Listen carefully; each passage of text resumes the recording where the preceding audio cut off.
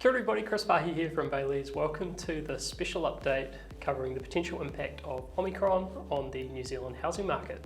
So a couple of days ago in our January market update, we mentioned that Omicron had just popped up in the community in New Zealand. Now, in order to get a better understanding of what this might mean for the New Zealand housing market, we reached out to our colleagues at our global partner, Knight Frank, to get a sense about what's happening in the Australian and in the UK housing markets. And so we felt that those markets would be particularly useful as they do have some similarities to New Zealand. Starting off with the United Kingdom, just for reference, their housing market's been strong over the past year, with house price growth of about 10% over the past 12 months. Coming into 2022, they're expecting house prices to increase, but at a slower pace than in 2021.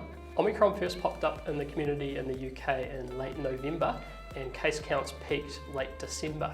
And so what we've heard from our colleagues is that for the first couple of weeks after the cases appeared, there was some uncertainty locally about how severe Omicron might be.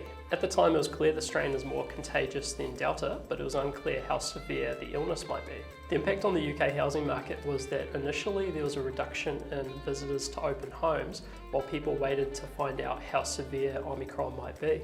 And so visitor numbers recovered once it was clear that it was less severe than Delta.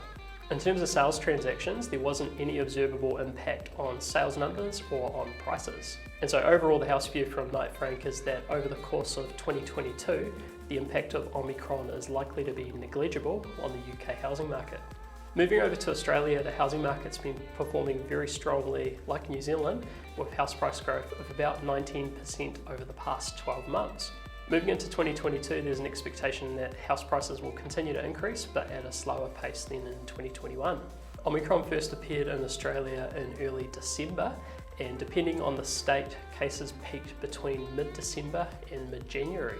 From a real estate perspective, the public health measures in Australia have meant that the real estate market can continue to operate without any major issues. Now in Australia, the peak case counts largely coincided with the Christmas period, which is typically a quieter period anyway, and as a result, a lot of disruption was avoided.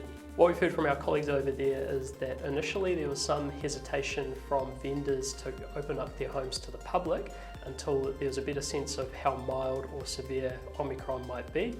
But once cases hit their peak and it was clear that it was more milder than Delta, things relaxed quite a bit. What we also heard from our colleagues in Australia is that as case numbers increased, more people were pulled into self-isolation, and that had the impact of creating some logistical issues and some delays within transactions. But overall, there were still good transaction numbers with no really observable impact. And so overall in Australia, they haven't noticed any observable impact on sales numbers or on prices. And so those are the observations from the United Kingdom and from Australia. But the big question is, what might this all mean for New Zealand? Now across both of those markets, there's a couple of themes that stick out. The first is that at the start of the Omicron breakout in each of those countries, there was uncertainty around what the strain might be like and whether or not it would be more or less severe than Delta. The second is that the peak case numbers largely coincide with the Christmas period, which helped to avoid most of the disruption. The third theme, and I think this is something that we can take a lot of comfort from, is that across both of those markets, they haven't observed any material impact on sales volumes or sales prices as a result of Omicron. Now, if we look at Omicron in the community in New Zealand, coming into this, we've already got a pretty widely held consensus view across health experts that it is a milder strain than other strains of COVID. On the flip side though, the peak case counts, if it does build up in the community, are likely to coincide with a pretty busy period in the market, being that sort of February, March, April timeframe. Overall though, based on what we've seen in the UK and in Australia, our working theory is that any impact on the New Zealand housing market will be minor and short-lived. In the short term, what we've observed with COVID in the community in New Zealand is that some vendors will delay their listings coming to market until they have better clarity about what might happen.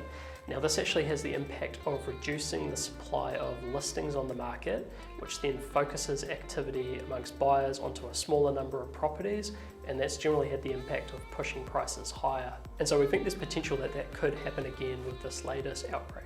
Price-wise across the market, we're expecting that house prices will continue to increase during 2022, but at a slower rate than was seen in 2021.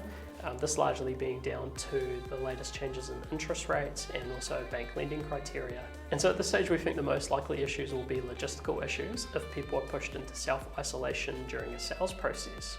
Now, if you are gearing up to sell or buy a house, you can take a lot of confidence in the fact that the New Zealand housing market is now well and truly set up for fully remote transactions, including online auctions and all that sort of good stuff. So that does provide a layer of comfort around any of those problems.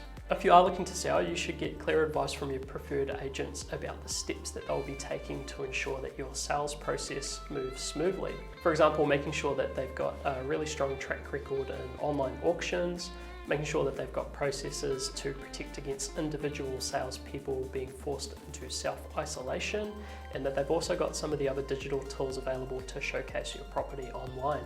It's also foreseeable that for both buyers and sellers there could be some disruption to on-site activities like home staging, photography, or getting building reports. So if you are entering the market, you should make sure that you get those sorted early so you can transact with confidence.